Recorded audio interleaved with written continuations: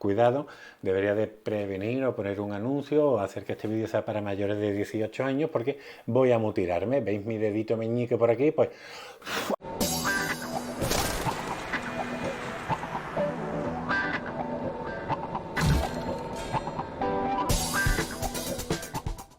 muy buenas, ¿qué tal? ¿Cómo va eso? Espero que estéis filosofando mucho. ¿O no? Bueno, hoy vamos a volver a la filosofía de segundo de bachillerato y nos vamos a ir con René Descartes, uno de los pensadores más importantes de la historia de la humanidad. Y es que muchas veces no nos damos cuenta de la importancia del pensamiento de este autor que ha tenido para el resto del tiempo, ¿no? Que sigue influyéndonos hoy día. Ya sabéis que vimos un vídeo de Descartes en el que hablaba pormenorizadamente de su vida. Por aquí os dejo el enlace. Y además tenemos otro de cómo responder a las preguntas de Descartes en selectividad.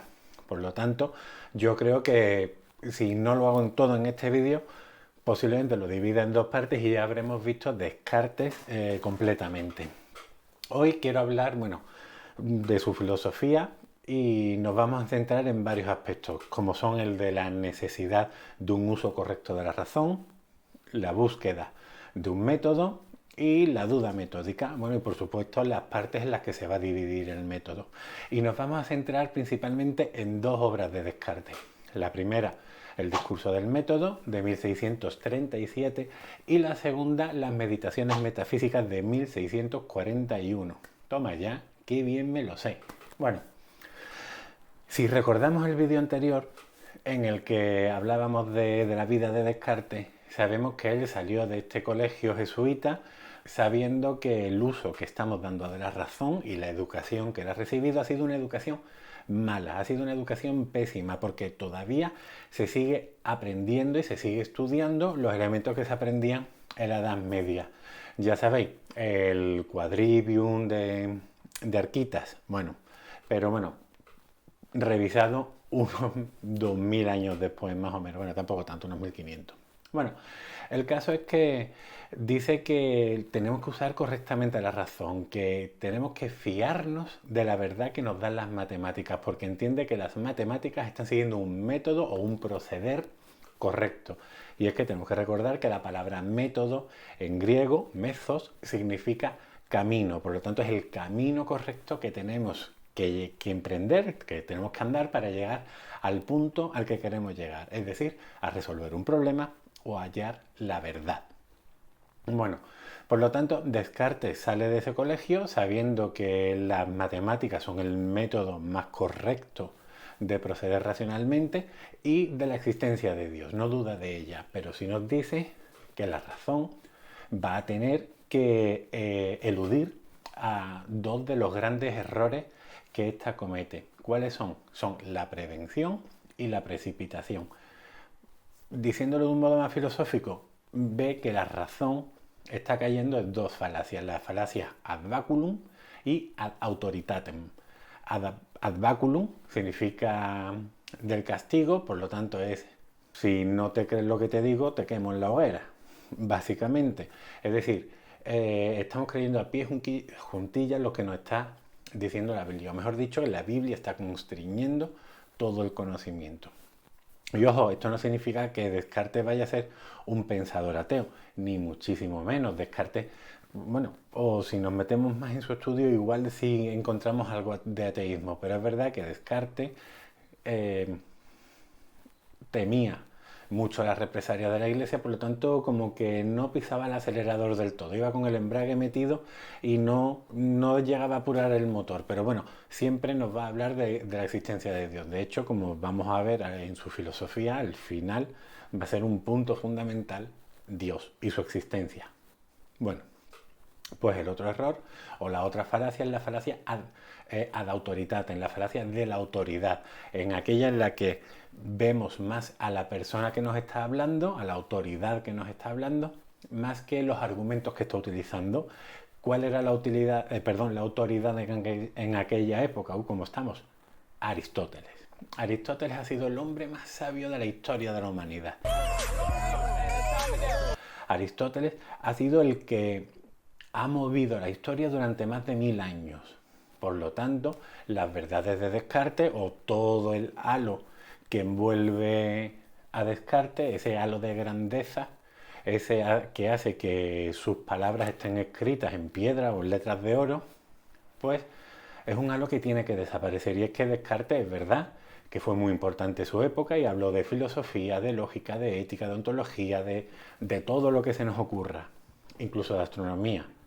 Pero ¿qué pasa? Que lo que él dijo, pues han pasado ya pues unos 1800 años más o menos, ¿no? Descartes del siglo IV antes de Cristo y estamos con un autor del siglo XVII, por lo tanto han pasado 2000 años. ¿Qué pasa? Que la historia no avanza. En ese tiempo no hay nuevos descubrimientos. Para entenderlo, bueno, pensemos en el sistema cosmológico que tenía Aristóteles, donde la Tierra estaba fija en el centro, es verdad que era una pelotita, eso sí, pero estaba fija en el centro, dentro de muchas esferas cristalinas que estaban quietas. La última gran esfera era Dios y contenía otras esferas con las estrellas fijas, los planetas, el Sol, la Luna, y todo estaba dividido en dos planos: plano supralunar y el plano sublunar. Sublunar con 4 elementos: tierra, aire, ¿cuáles son? Tierra, aire, agua y fuego, exacto, bien. Y el plano supralunar con un quinto elemento que era el éter. Bueno, pues está claro que la historia ha cambiado, ¿no? Tuvieron que llegar grandes astrónomos para hacer la revolución científica previa a Descartes con... ¿Quiénes eran? Copérnico, Kepler, Tycho Brahe, Giordano Bruno, muchos autores que movieron el universo entero, ¿no? Y nos acercaron a la visión que tenemos ahora, una visión mucho más real. Bueno, ¿qué quiero decir con todo esto que me he enrollado? Que Aristóteles es muy importante, para que entenderlo en su época. 2000 años después el mundo ha cambiado y ese es el mundo en el que se enfrenta Descartes y nos dice que nuestra razón cae en dos errores: la prevención y la precipitación. La prevención es que nos dejamos llevar por los argumentos y por las razones de gente que supuestamente sabe. Es decir, ahí estamos otra vez con Aristóteles.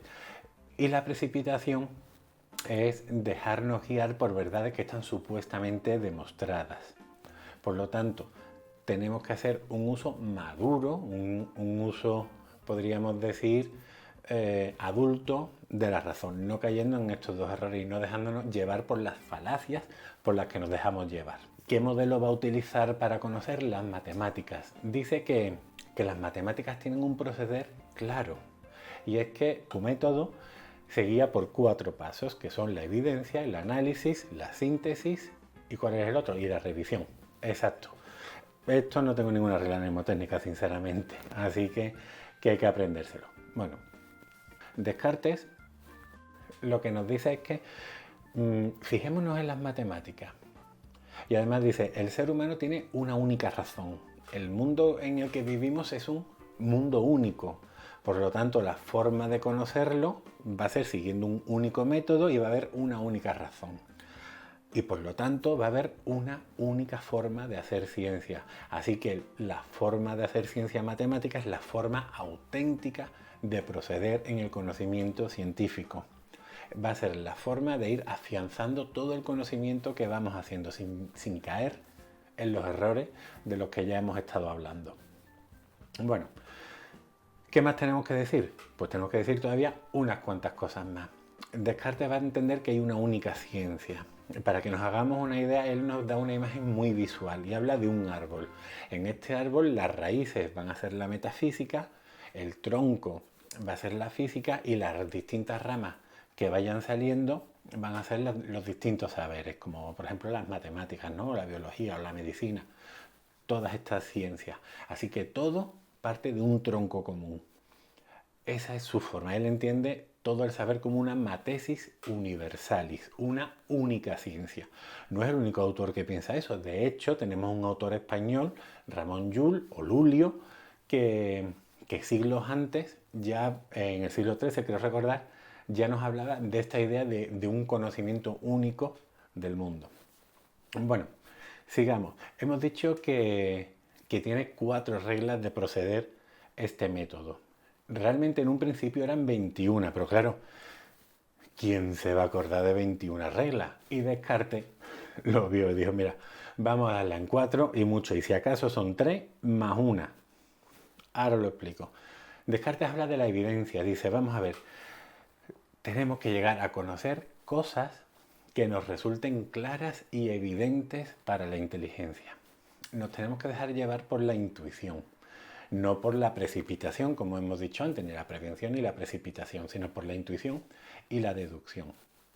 ¿Qué es la intuición? Bueno, pues la intuición es como algo que tenemos en nuestro interior, un uso de la razón que es innato, que nos permite entender algunas verdades que nos resulten, como ya he dicho, claras y distintas, ¿no? Que no las podemos confundir con otras y que veamos que son verdades sí o sí.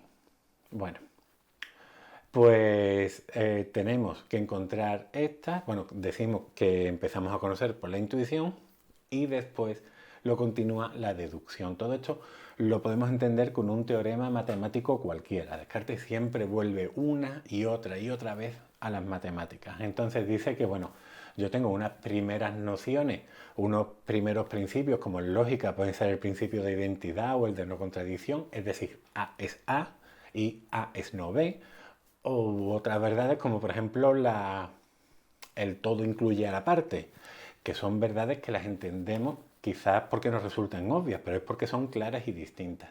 Y a partir de ahí yo introduzco la deducción para ir uniendo verdades claras o para ir llegando a construir pensamiento cada vez más complejo. Bueno, por lo tanto, dice Descartes, tenemos que empezar nuestro método de conocer la realidad por la evidencia. Tenemos que encontrar verdades, y lo repito otra vez, que sean claras y distintas. Una vez que he procedido así, si el mundo o el conocimiento que yo estoy intentando adquirir no me resulta claro y evidente, tengo que hacer un análisis. Dividir el problema en partes, tan sencillo como eso. Dice que mi razón es capaz de discernir y dividir las partes y ordenarlas.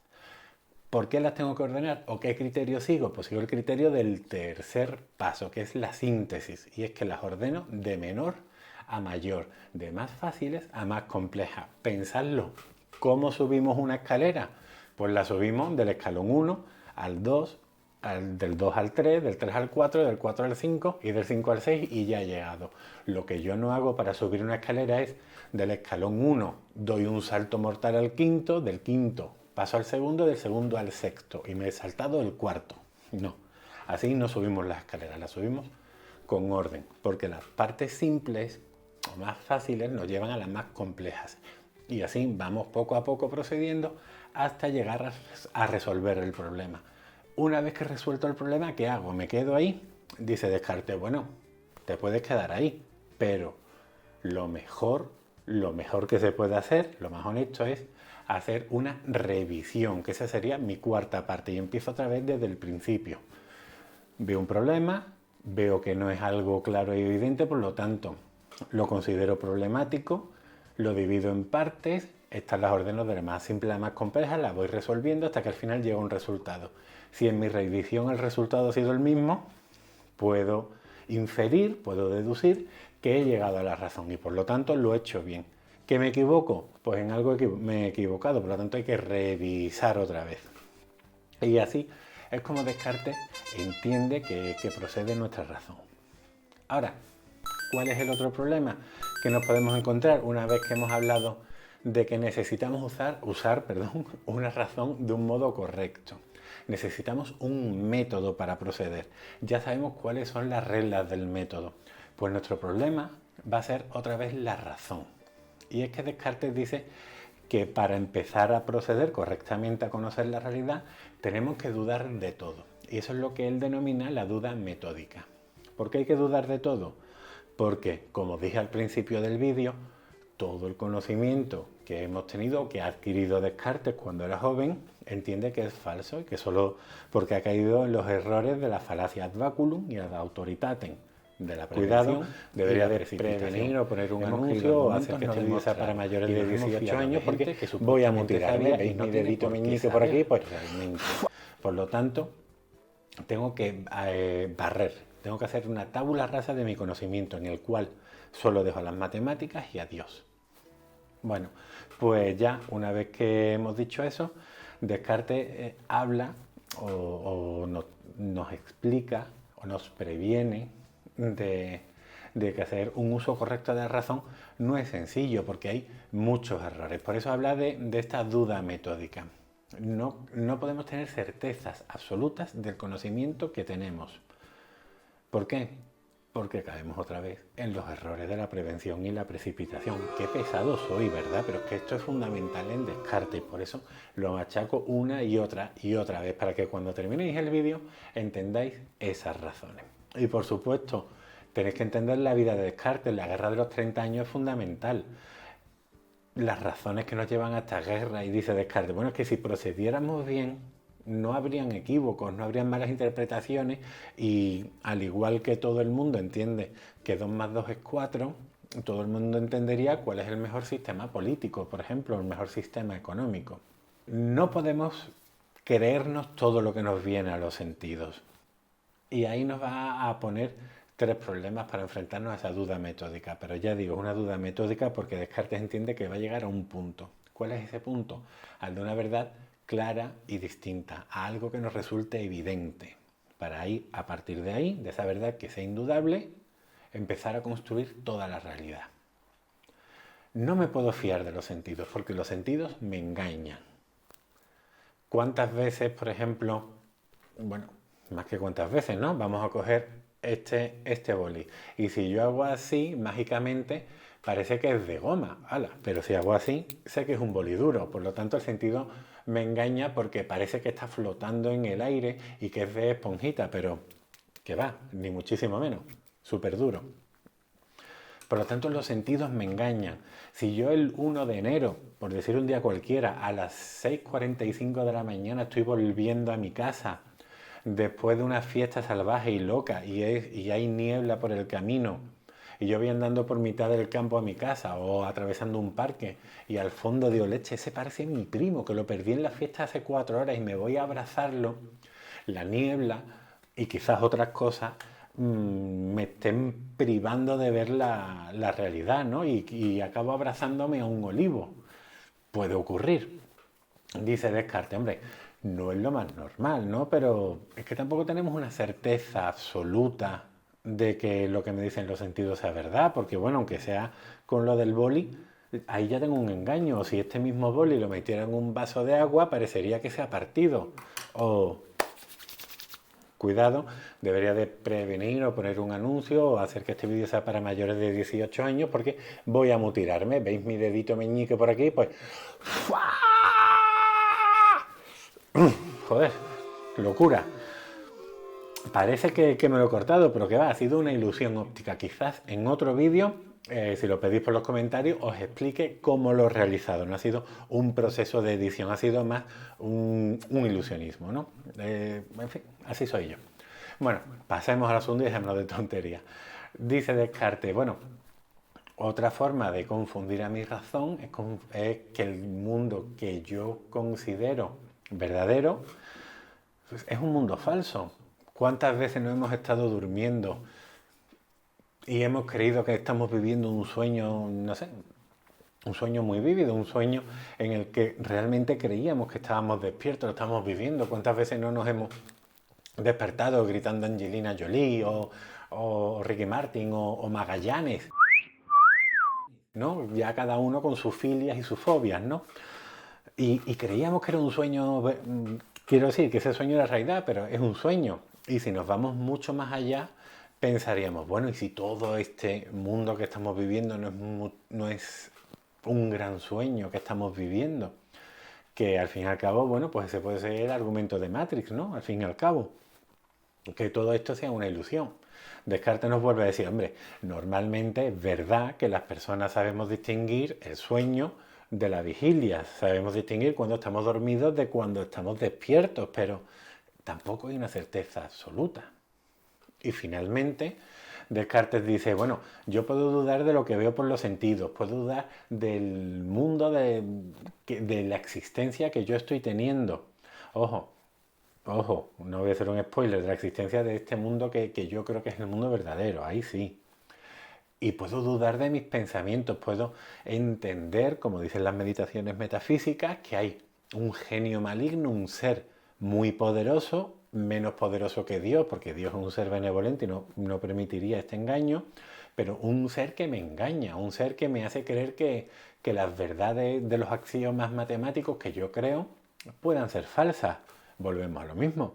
Descartes dice, vale, puede ser complicado, pero es que tampoco tengo una certeza absoluta que me diga que no existe un genio maligno. Al igual que lo que yo percibo por los sentidos sea verdad, al igual que lo que yo creo que estoy viviendo sea verdad, y al igual que lo que yo creo que estoy pensando sea verdad. Por muy escasas que sean las probabilidades, no tengo una certeza absoluta, por lo tanto tengo que dudar de todo. Bueno, pues nada, yo creo que lo vamos a ir dejando por aquí, ¿no? Hemos visto bastantes cosas. Evidentemente, ¿cuál es la última gran verdad, no? ¿Cuál es esa verdad que me resulta indudable? Esa verdad que me va a resultar clara, evidente y distinta. Mi existencia, mi yo. Y dice Descartes, su famosa frase, ¿no? Que ahora la vamos a entender un poco más. Yo puedo dudar de todo, pero de lo que no puedo dudar es del hecho de dudar. Y si estoy dudando, es que estoy existiendo. Por lo tanto, si pienso, entonces existo. Cogito ergo sum. Pienso, luego existo. Luego soy. Esa es la primera gran verdad. Así que fijaos, ahora Descartes va a entender el yo, mi existencia, no lo que yo esté existiendo, sino el hecho de existir como la primera gran verdad. Y ahora nos vamos a encontrar hablando ya epistemológicamente de un cambio a la hora de conocer. Ya con Descartes, por ejemplo, entendíamos que en la relación de conocimiento, donde hay un objeto y un sujeto, la verdad era la adecuación del sujeto al objeto. Es decir, tiene que haber una correspondencia entre lo que yo pienso y lo que yo estoy viendo. Pero ahora con Descartes no, ahora va a ser el sujeto el que va a imprimir el grado de verdad al objeto. El objeto va a ser el que se adecue al sujeto. Lo iremos viendo en próximos vídeos, pero ya os digo, es muy sencillo. Yo os he explicado gran parte de la filosofía de Descartes. ¿Qué es lo siguiente que nos quedará? Pues nos quedará hablar de los tipos de ideas, de los tipos de, de las pruebas de la existencia de Dios y de los distintos tipos de sustancias. Y con eso y un bizcocho, Descartes habrá terminado. Pero claro, será en el próximo vídeo. Tampoco quiero que esto sea muy pesado. Bueno, pues nada, ya sabéis, si tenéis algún comentario, alguna duda, algún tema que queráis que trate, ya sabéis, dejármelo en los comentarios, darle like, darle amor a este vídeo, no lo hagáis ya por mí, hacerlo por Lobezno. No es Hugh Jackman, pero este también es Lobezno, si lo leemos en los cómics. Bueno, pues nada, cuidaos mucho, disfrutad y ya sabéis, leer y a filosofar. Hasta luego.